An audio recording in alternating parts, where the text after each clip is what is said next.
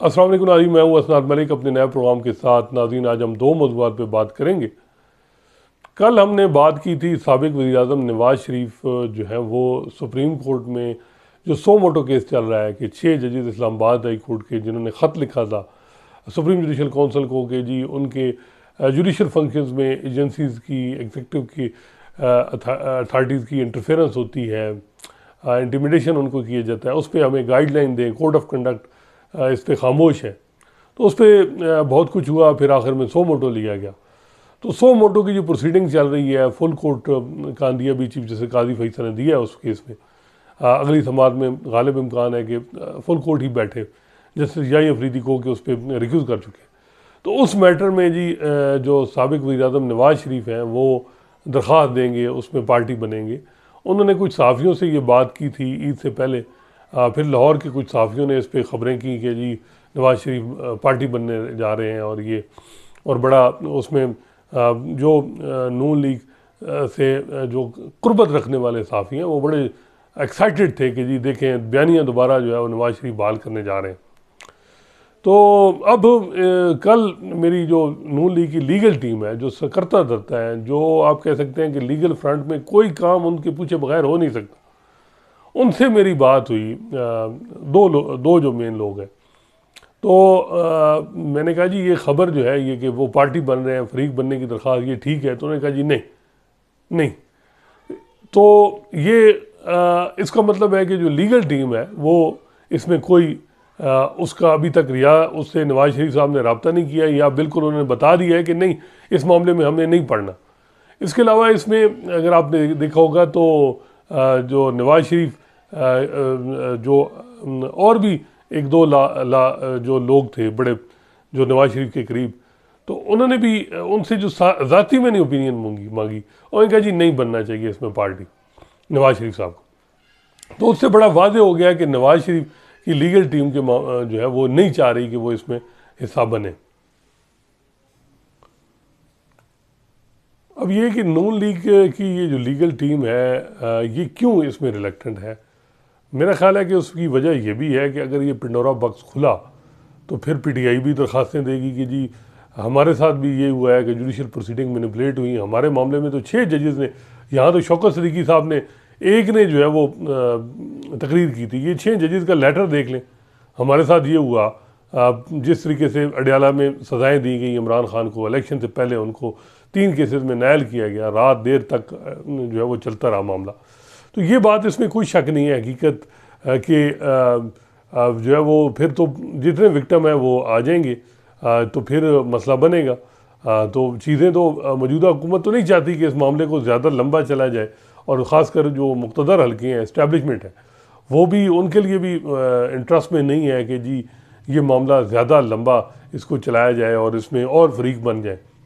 तो यही है कि जो लीगल टीम की जो एडवाइस होगी उसी पे ही गालिब इम्कान है कि नवाज़ शरीफ अमल दरामद करेंगे।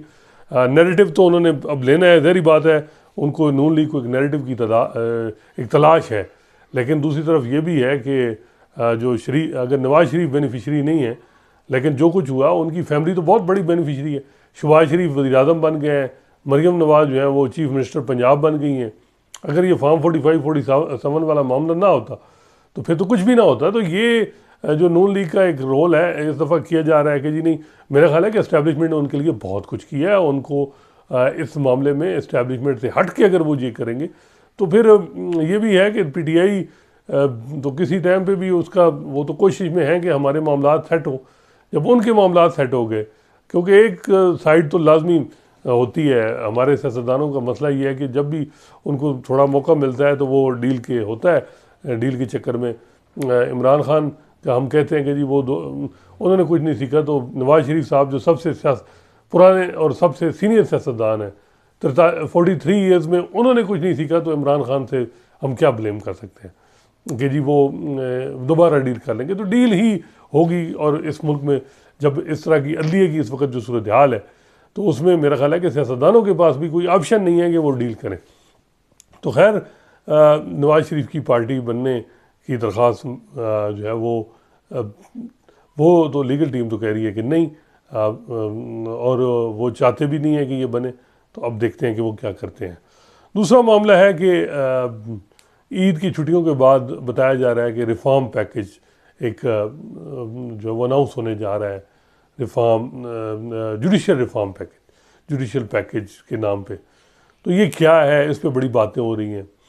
तो जो एक कमेटी है प्राइम मिनिस्टर शहबाज शरीफ ने बनाई कि जी आप जुडिशल रिफॉर्म कमेटी पे सजेशन करें, तो मेरी एक मेंबर से बात हुई तो उन्होंने कहा जी कि जो टैक्सेशन की एडजुडिकेशन के हवाले से तो मामलात कमेटी ने फाइनल कर लिए हैं और वहाँ रिफॉर्म के लिए जल्द ही हम इस पर अनाउंस करेंगे। मैंने कहा कि इसमें क्या होगा, तो उन्होंने कहा जी ट्रिब्यूनल की अपग्रेड किया जाएगा फिर ताकि जल्दी जल्दी एक्सपीडाइट हों और कम्पिटेंट लोग जो हैं वो इसमें आएँ और इसी तरह जो अच्छे लोग हायर किए जाएंगे। तो मेन ये है कि टैक्सेस मैटर में जो FBR के या जो ट्रिब्यूनल हैं जो केसेस टैक्स लॉ टैक्स के कानून जो केसेस को डिस्प्यूट को देखते हैं उसकी तरफ जो है वो बहुत जल्दी जो है वो इस पे चीज़ आएगी। लेकिन साथ ये भी बात हो रही है कि जी क्या ये जुडिशल रिफॉर्म में कोई कॉन्स्टिट्यूशन अमेंडमेंट भी होने जा रही है। जो सबसे बड़ा मसला आ रहा है वो ये आ रहा है जो जिस पे बातचीत आजकल हो रही है वो हो रही है कि क्या जो चीफ जस्टिस का ऑफिस है उसका टेन्योर 3 साल कर दिया जाएगा। इस पे कोई बातचीत हो रही है। इस पे जैसे कि मैंने बताया कि एक जो है वो TV चैनल पे ख़बर चली कि जी मुसवदा तैयार हो गया, फिर हुकूमत ने उस पर डिनाई किया कि नहीं ऐसी कोई बात नहीं है। अच्छा, वो जो TV चैनल ने ख़बर चलाई तो इतलात के मुताबिक उनको ख़बर किसी रिपोर्टर ने नहीं दी, कहीं और से आई है ख़बर। अब मैं ज़्यादा नहीं जाता कि कहाँ से आई ख़बर, वो ख़बर चली और फिर ख़बर जो है वो उसके बाद डिनाया हो गया कि जी नहीं नहीं ऐसी बात नहीं है। लेकिन जो बड़े वेल कनेक्टेड लोग हैं वो कहते हैं नहीं नहीं कुछ ना तो कुछ तो होगा, रिफॉर्म इस पे कॉन्स्टिट्यूशन अमेंडमेंट आएगी। अब ये कॉन्स्टिट्यूशन अमेंडमेंट जो है इस पे जो सबसे बड़ा है वो ये है कि जो मौजूदा चीफ जस्टिस काजी फैसला जिन्होंने गालिबन 28 अक्टूबर को रिटायर होना है, तो उनको अगर मिल जाते हैं कि जी 2 साल और मिल जाते हैं कि जी ठीक है उनका टेन्योर में 3 साल जो है वो जो बनते हैं उस तरह, तो उनको 2 साल मिलते हैं वो आ जाते हैं। फिर जो है वो जैसे मंसूर अली शाह को भी मसला नहीं है कि उनको भी मिल जाएंगे, लेकिन बीच में कुछ जजेस हैं उनके लिए उनका क्या टेन्योर मसला बनेगा। जैसे जैसे मुनीब अख्तर हैं, जैसे आयशा मलिक हैं, अब जैसे यही अफरीदी कहते हैं कि वो इतने ज़्यादा इफेक्ट नहीं होंगे। लेकिन इस पर जुडिशरी पे बड़ा इम्पेक्ट पड़ेगा और ये मेरा ख्याल है कि इसमें मुझे नहीं पता कि जैसे काजी फैसला इसमें क्या करते हैं, वो इस चीज़ को अपने आप बेनिफिट लेते हैं नहीं लेते। एक सरकर्दा बार के मेंबर जो बड़े सपोर्टर हैं काजी फैसला साहब, उनसे मैंने पूछा तो उन्होंने कहा जी कि ले लेंगे मेरा ख्याल है। क्या अगर हुकूमत पार्लियामेंट की सुप्रीमेसी की हमेशा उन्होंने बात की, उससे अंदाज़ा ये हुआ कि अगर पार्लियामेंट ऐसा कोई चीज़ करेगी तो ज़ाहिर बात है चीफ जस्टिस काजी फैसला ने तो हमेशा कहा कि मैं पार्लियामेंट की सुप्रीमेसी के साथ खड़ा हूँ। पार्लियामेंट जब कोई ऐसा काम करेगी तो वो कहेंगे जी पार्लियामेंट ने अब टेन्योर बढ़ाया है तो अब उसमें क्या मसला है। तो ये इस पे अब जो है वो अभी सुप्रीम कोर्ट या चीफ जस्टिस काजी फैसला की तरफ से कोई चीज़ नहीं आई। वैसे ये मूव जो है ये पार्लियामेंट की है, रिफॉर्म पार्लियामेंट ने इस पर कॉन्स्टिट्यूशन अमेंडमेंट करनी है, तो चीफ जस्टिस काजी फैसला क्या रिएक्शन देगी। बात इसमें भी लॉजिक है कि वो क्या दें। पहले तो ये है कि हुकूमत इस पर क्लियर हो, लेकिन जो है ये बड़े जो ये बातें हो रही हैं कि जी ये हो जाएगा, लेकिन होगा तो क्या PTI और वकला का क्या रिएक्शन होगा। मेरा ख्याल है जो प्रोफेशनल ग्रुप है जो इस वक्त सुप्रीम कोर्ट बार और पाकिस्तान बार काउंसिल में मेजॉरिटी, वो तो चीफ जस्टिस काजी फैसला और हुकूमत के साथ खड़े हैं, वो उसी तरह ही चलेंगे। मतलब इसमें उनका मेरा नहीं ख्याल कि वो इस पर मुखालफत करें। क्योंकि जो थे फारूक नाइक और दूसरे कुछ वकला उन्होंने कहा जी कि हम इसकी मुखालफत करेंगे, कोई किसी किस्म को किसी पोस्ट को एक्सटेंशन नहीं देनी चाहिए ये वो। लेकिन यहाँ तो एक्सटेंशन की बात नहीं हो रही ना, यहाँ तो ऑफिस को चीफ जस्टिस के ऑफिस को 3 साल के लिए किया जा रहा है। और ये कहते हैं कि भुट्टो साहब ने ये किया भी, जुल्फ़िकार भुट्टो साहब जब प्राइम मिनिस्टर थे तो कॉन्स्टिट्यूशन अमेंडमेंट आई थी, तो अब भी अगर हो जाए तो क्या मसला है। तो ये एक बात है कि इसमें, लेकिन जो प्रोफेशनल ग्रुप है हामिद खान साहब ने कहा जी हम रेजिस्ट करेंगे, वकला खड़े हो जाएंगे इस मामले में। अच्छा, नून लीग के एक वकील साहब जो हैं वो उनसे मेरी बात हुई, उन्होंने कहा जी ये नहीं होगा। मैंने कहा जी क्यों नहीं होगा, क्या ये कोई आपकी इन्फॉर्मेशन है या कोई आपका तजरिया है? तो उन्होंने कहा जी हल्की फुल्की इन्फॉर्मेशन भी है, पार्टी के अंदर ये बात है कि नहीं इस तरह नहीं करना। और ये हम देखते हैं कि जैसे जो नवाज शरीफ साहब हैं ये आर्मी चीफ किसी भी को इस तरह एक्सटेंशन, चाहे वो राहिल शरीफ हों चाहे कमर जवेद बाजवा हों, तो उनके दौर में भी उन्होंने एक्सटेंशन नहीं दी, तो वो इस मामले में भी वो ना दें। लेकिन बात ये भी है कि मेरा ख्याल है कि नून लीग देखेगी कि जो ओवरऑल जुडिशरी का क्या इस पर रिएक्शन आता है, जो सुप्रीम कोर्ट में मेजॉरिटी जजेज हैं वो इसको क्या से देखते हैं, वो इस मामले को देखेगी।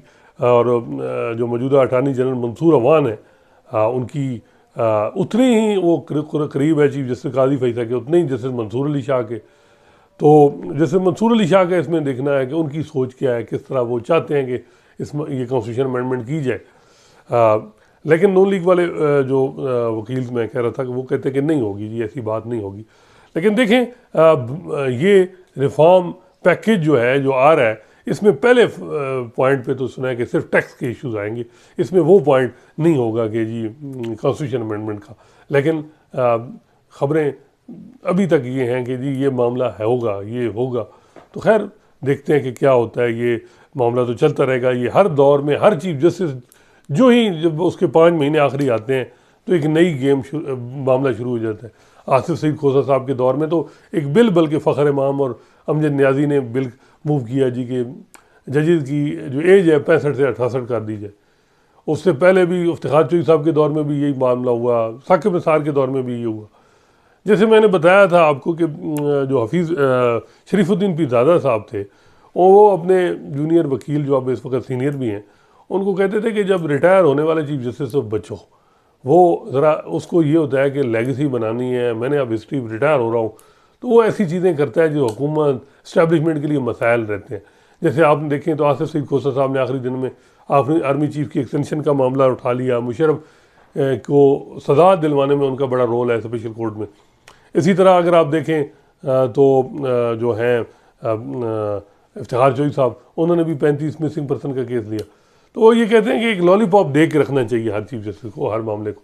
लेकिन ये कॉन्स्टिट्यूशन अमेंडमेंट जो है इस पर देखते हैं कि क्या जो है वो जो रिएक्शन है इदारे का वो क्या होगा, और चीफ जस्टिस काजी फैसला वो लेंगे या नहीं लेंगे, क्या वो कोई प्रेस स्टेटमेंट जारी करेंगे या वो खामोश ही रहेंगे, ये भी बड़ा इम्पॉर्टेंट है। लेकिन एक बात वाज़ेह है कि जो अगर ये कोई ऐसी चीज़ हो गई तो फिर तो ये लोग कहेंगे कि ये जो 6 महीने में बड़े इकदाम हुए, चाहे वो नवाज शरीफ की नैली ख़त्म है या इस वक्त और भी जो भी सारे मामलात उनके दौर में हुई, तो उसकी वजह जो है वो यही इसमें ये एक्सटेंशन का मामला है। तो खैर इसमें अगर आप देखें तो इस वक्त जो एक तकसीम है वो पूरे माशरे में और मुख्तलिफ सेगमेंट ऑफ सोसाइटी में, वो है प्रो इमरान और एंटी इमरान ब्लॉक की। एक तरफ वो सोच है, वो मीडिया में भी है, वो वकीलों में भी है, जजों में भी है। अगर आप देखें तो वो एक प्रो इमरान है, इमरान खान का साथ, और एक है वो सोच जो कि एंटी इमरान, और उसमें इस्टेब्लिशमेंट भी है, कुछ जजेस भी होंगे, कुछ वकील भी होंगे और कुछ जर्नलिस्ट भी होंगे। अब ये प्रो और एंटी इमरान की जो एक इस वक्त ब्लॉक बना हुआ है पूरे मुल्क में कि जी अगर आप या इमरान खान के साथ हैं या आप इस्टेब्लिशमेंट के साथ हैं। तो इसमें अगर आप देखें जो चीफ जस्टिस काजी फैसला साहब का आप अगर 6 महीनों में देखें तो वो किस ब्लॉक में खड़े हुए, उन्हें खुद ही वैसे अपने आप से सवाल करना चाहिए। मेरा ख्याल है कि ना प्रो इमरान भी एक तबाही है और एंटी इमरान भी तबाही है। मुल्क में तो ये देखना है कि मुल्क में आइन और कानून के साथ जो चीज़ है वो क्या है, और अगर आपने इस तरह के तरीके से एलिमिनेट करेंगे तो फिर तो वो ज़्यादा ही वो चीज़ आएगी, क्योंकि वो मज़ीद विक्टम कार्ड, अगर आप इस दफ़ा इलेक्शन के रिज़ल्ट देखें 8 फरवरी के, अगर ओरिजिनल रिज़ल्ट देखें तो अभी अगर इससे भी सबक नहीं सीखा जा रहा तो फिर कब सीखा जाएगा।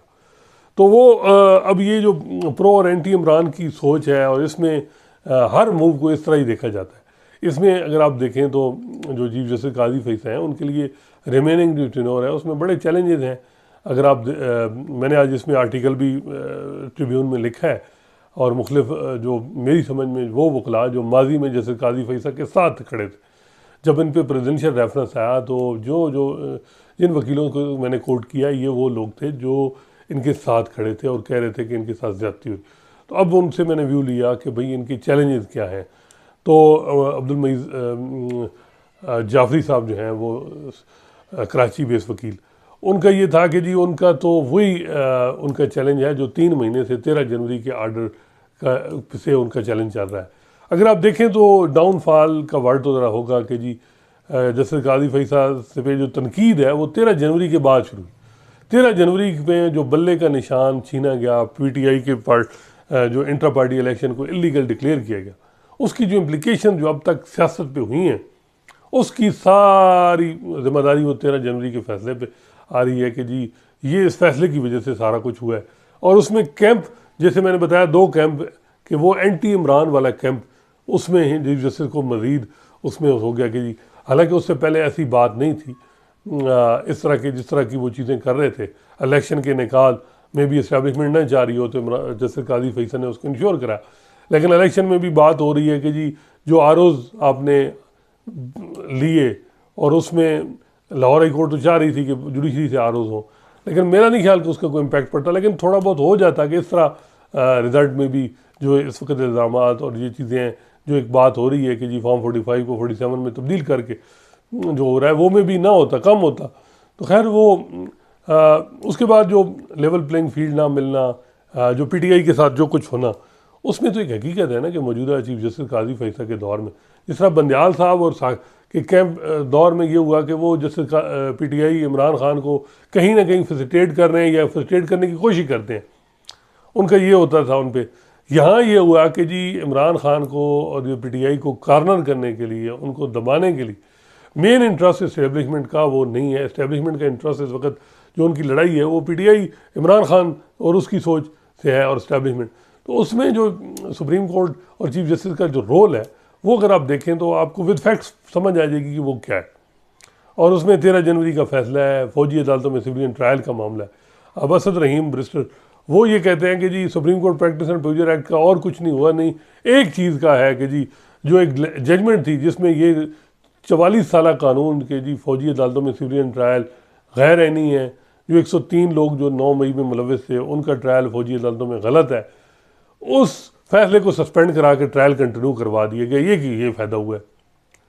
और हर कोई यही था कि जी अब जस्टिस काजी फैसल जो है उनके लिए यही चैलेंज है कि जी इस वक्त जो है वो मौजूदा हुकूमत इस्टेब्लिशमेंट PTI को कार्नर करना चाह रही है, उनको दबा रही है और टेक्निकल बुनियादों पे मज़ीद सुप्रीम कोर्ट उनको अपना फैसिलिटेट कर रही है, असिस्ट कर रही है।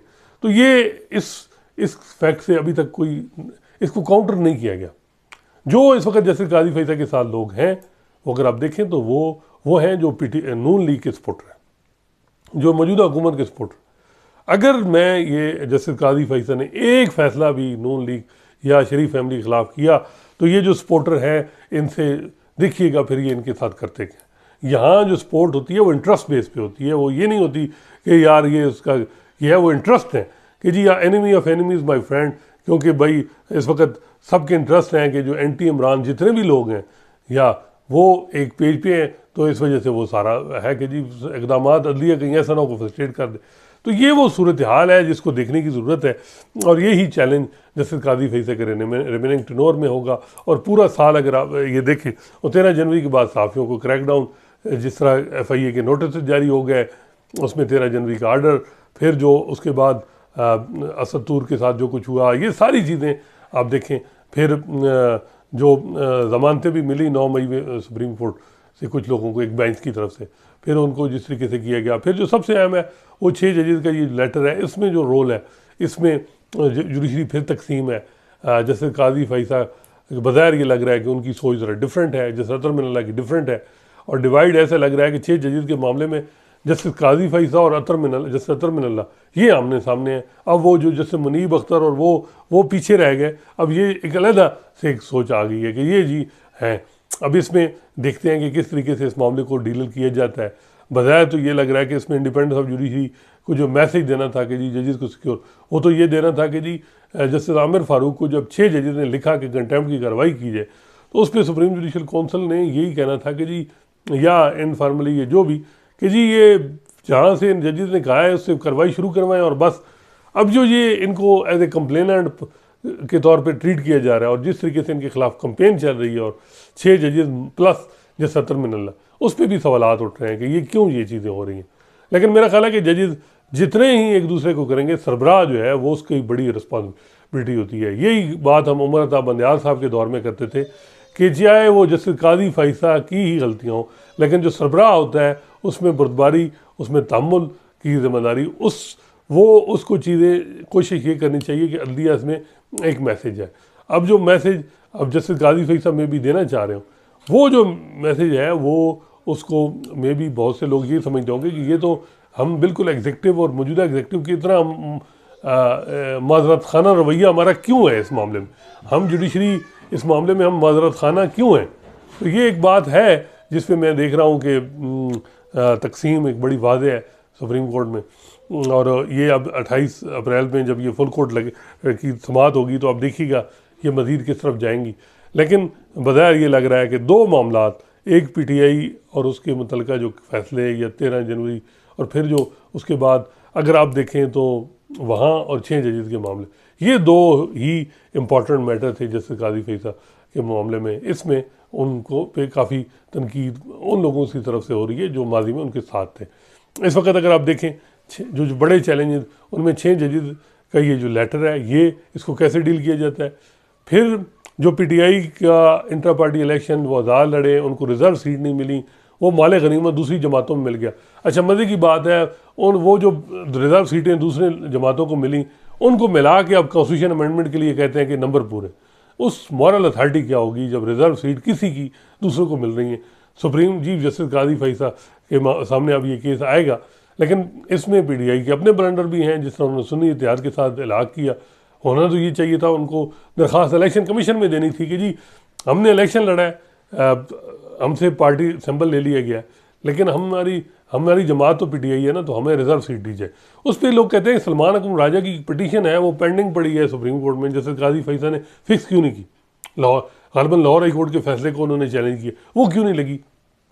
और बात यह है कि मेन मामला तो 13 जनवरी और जमहूरियत मेन कंपोनेंट है, जो मेन सीलियंट फीचर है उनको देखना है, ना कि टेक्निकल बुनियादों पे एक जमात को आपने नॉकआउट करना है। कॉन्स्टिट्यूशनल राइट है एक सियासी जमात की रियासत सीट जो है वो दूसरी जमातों में मिल जाना।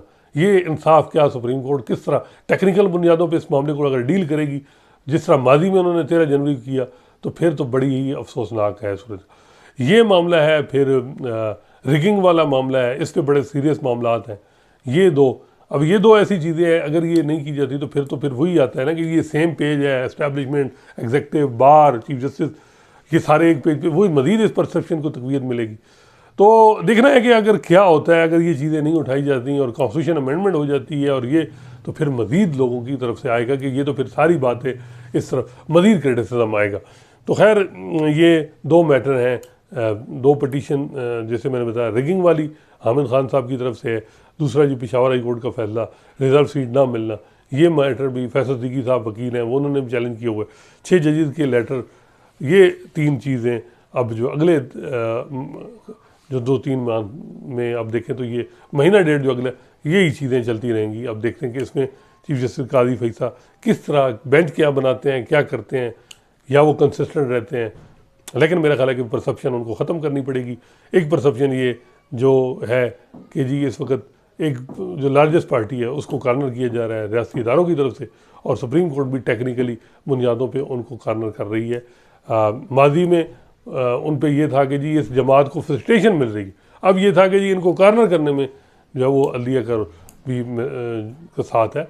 तो ये एक चीज़ है जो ज़रूरी है कि इसको देखेंगे अब किस तरीके से हैंडल किया जाता है, बैलेंस किस तरह किया जाता है। लेकिन लोग कहते हैं जी कानून और आइन तो मेरा ख्याल है बड़ा वाज़ेह है। आइन में जमहूरियत मेन सीलेंट फीचर है, और जमहूरियत के लिए सियासी जमातें बड़ी इंपॉर्टेंट हैं, और लोगों की मेजॉरिटी वॉइस देखना है वो किसके साथ खड़े हैं। बाकी ज़ाती तौर पे हम सारे में भी किसी जमात की सोच, उनके तरीक़ाकार, उनके तर्ज अमल से ख़िलाफ़ कर दो, लेकिन जमहूरियत तो ये है कि जब लोग चाह रहे हो तो फिर तो आपको उनकी लोगों की आवाज़ को सर तस्लीम हम करना होगा। अगर नहीं करेंगे तो फिर जमहूरियत तो नहीं रहेगी, ये बात एक है। और अगर ये इसी तरह आप सप्रेस करेंगे, ये लोग मज़ीद इनको विक्टिम कार्ड मिलेगा, ये फ्यूचर ये मज़ीद आगे जो हैं ये जाएंगे, और ये हिस्ट्री में फिर इसी तरह ही जैसे हम देखते हैं कि माजी में ऐसे लीडर जिनके साथ रियासत की तरफ से ऐसे जबर आए और मामलात उनके साथ ज़्यादतियाँ हुई, तो फिर उनको दहाइयाँ लगी, उनके नाम अभी तक उनके नाम पे लोगों को वोट मिलते हैं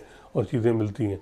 तो ये चीज़ें भी देखनी ज़रूरी हैं। लेकिन इंटरनेशनल डायनामिक वो बड़े इंपॉर्टेंट है, इंटरनेशनल पॉलिटिक्स वो बहुत इंपॉर्टेंट है, किस तरफ जाएगी।